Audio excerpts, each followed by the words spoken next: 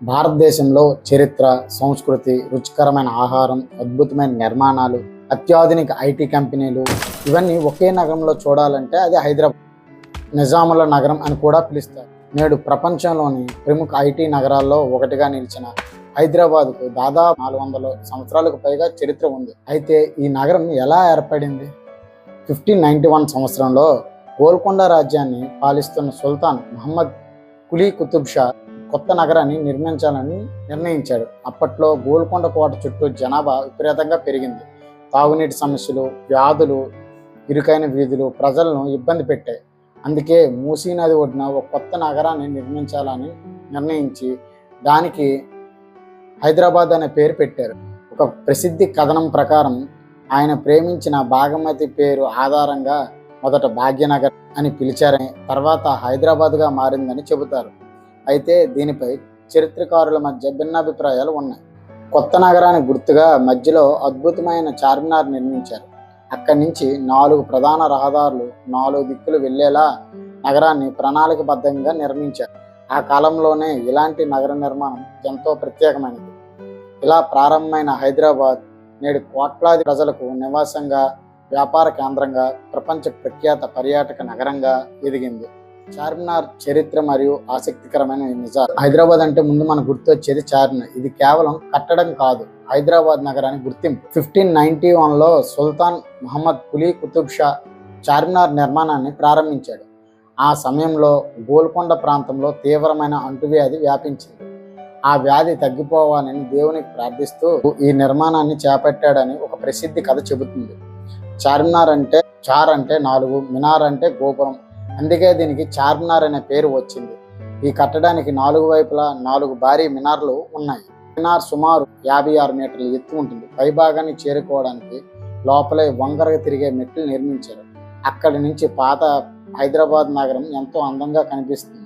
చార్మినార్ చుట్టూ నేటికి సందడిగా ఉండే లాడ్ బజార్ ఉంది. ఇక్కడ లక్కగాజులు, ముత్యాల ఆభరణాలు, సాంప్రదాయ వస్త్రాలు దేశ విదేశాల నుంచి వచ్చి పర్యాటకులను ఆకర్షిస్తాయి.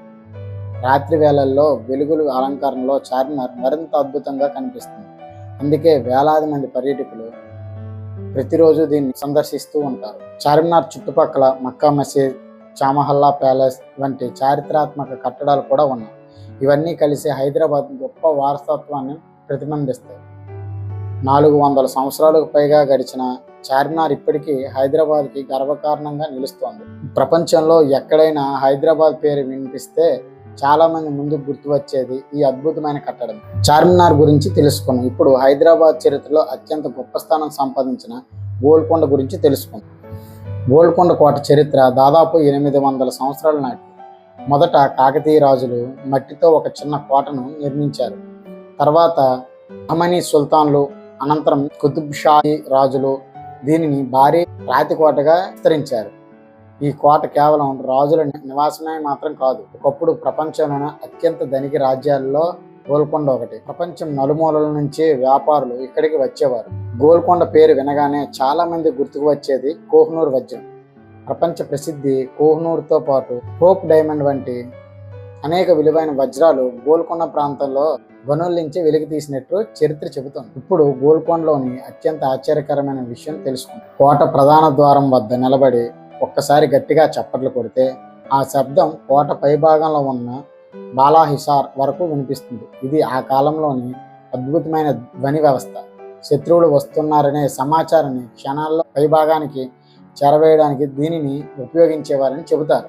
కోటలో రహస్య మార్గాలు, భారీ నీటి నిల్వలు, ఆయుధగారాలు, రాజభవనాలు, సైనిక స్థావరాలు ఉండేవి. ఎండాకాలంలో కూడా నీటి కొరత లేకుండా ఉండేలా ప్రత్యేకమైన నీటి పంపిణీ వ్యవస్థను నిర్మించారు. 1687లో మొఘల్ చక్రవర్తి ఔరంగజేబు 8 నెలల పాటు ముట్టడి చేసి చివరికి గోల్కొండ కోటను స్వాధీనం చేసుకున్నాడు. దీంతో కుతుబ్ షాహీ పాలనకు ముగింపు పలికింది. నేటికి ఈ కోట తెలంగాణలో అత్యంత ప్రసిద్ధి పర్యాటక ప్రదేశాల్లో ఒకటిగా నిలిచింది. ప్రతి సాయంత్రం జరిగే లైట్ అండ్ సౌండ్ షో ద్వారా గోల్కొండ చరిత్రను ఎంతో ఆసక్తికరంగా చూపిస్తుంది. గోల్కొండ కోట పతనం తర్వాత హైదరాబాద్ చరిత్రలో ఒక కొత్త అధ్యాయం ప్రారంభమైంది. అదే నిజాముల పాలన. 1724లో మీర్ ఖమర్దీన్ ఖాన్ అసఫ్ జా ఒకటిగా ప్రసిద్ధి చెందిన పాలకుడు.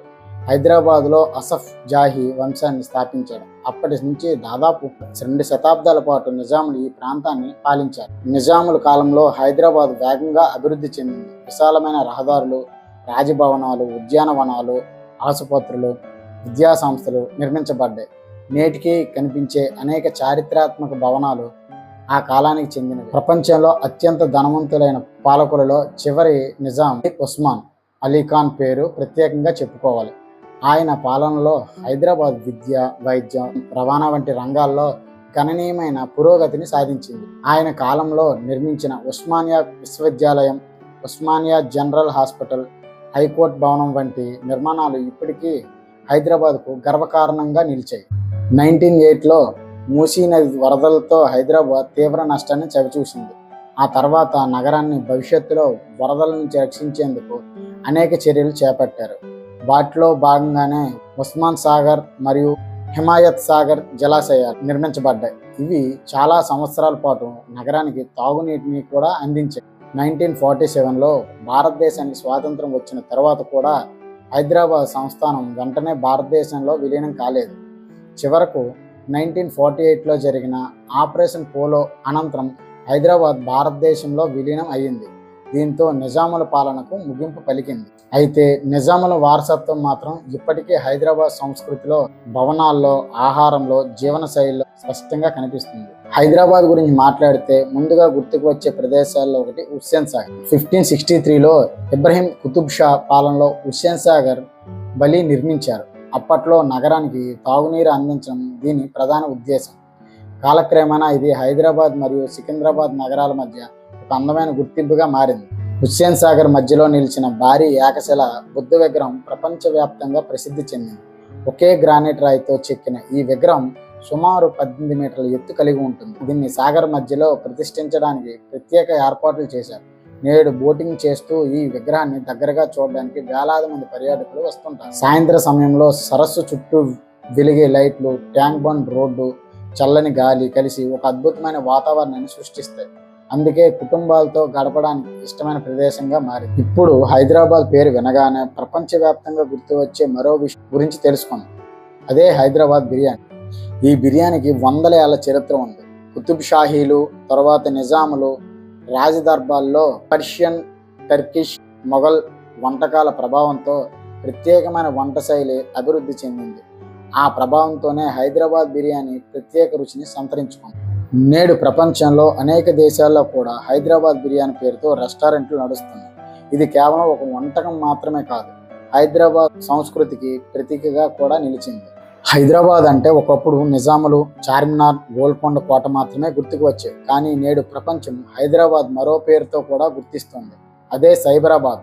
1990లో చివరిలో హైదరాబాద్ను సమాచార సాంకేతిక రంగంలో ముందంజు నిలపాలనే లక్ష్యంతో హైటెక్ సిటీ అభివృద్ధి చేయబడింది. ఈ ప్రాంతంలో ప్రపంచంలో ప్రముఖ ఐటీ కంపెనీలు తమ కార్యాలయాలను ప్రారంభించాయి.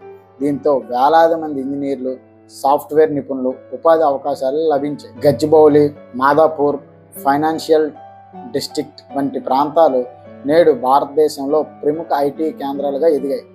ప్రపంచం నలుమూలల నుంచి యువత ఉద్యోగాల కోసం హైదరాబాద్ వస్తున్నారు.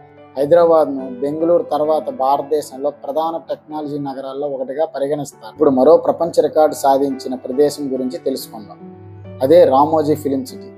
1996లో ప్రారంభమైన ఈ ఫిలిం సిటీ ప్రపంచంలోనే అతిపెద్ద ఫిల్మ్ స్టూడియో సముదాయాల్లో ఒకటిగా ప్రసిద్ధి చెందింది. ఇక్కడ సినిమా చిత్రీకరణకు అవసరమైన రాజభవనాలు, విమానాశ్రయాలు, నమూనాలు, రైల్వే స్టేషన్లు, సెట్లు, తోటలు, హోటల్స్, ప్రత్యేక చిత్రీకరణ ప్రాంతాలు ఒక చోట్ల అందుబాటులో ఉంటాయి. తెలుగులో మాత్రమే కాకుండా హిందీ, తమిళ్, కన్నడ, మలయాళం, విదేశీ సినిమాల చిత్రీకరణ కూడా ఇక్కడే జరుగుతుంది. ప్రతి సంవత్సరం లక్షలాది మంది పర్యాటకులు రామోజీ ఫిలిం సిటీని సందర్శిస్తారు. ఆధునిక సంకేతకును స్వీకరించినప్పటికీ హైదరాబాద్ తన చరిత్రను, సంస్కృతిని, సాంప్రదాయాలను ఎప్పటికీ ఎంతో గౌరవంగా కాపాడుతుంది. ఇదే ఈ నగర ప్రత్యేకత. హైదరాబాద్ రాజుల వైభవం, అద్భుతమైన కట్టడాలు, రుచికరమైన వంటకాలు, ఆధునిక ఐటీ ప్రపంచం ఇవన్నీ కలిసిన అపూర్వ నగరం. మీకు హైదరాబాద్లో బాగా నచ్చిన ప్రదేశం ఏది? చార్మినారా, గోల్కొండ కోట, హుస్సేన్ సాగరా లేక బిర్యానీయా? మీ అభిప్రాయాన్ని కామెంట్ రూపంలో తెలియజేయండి.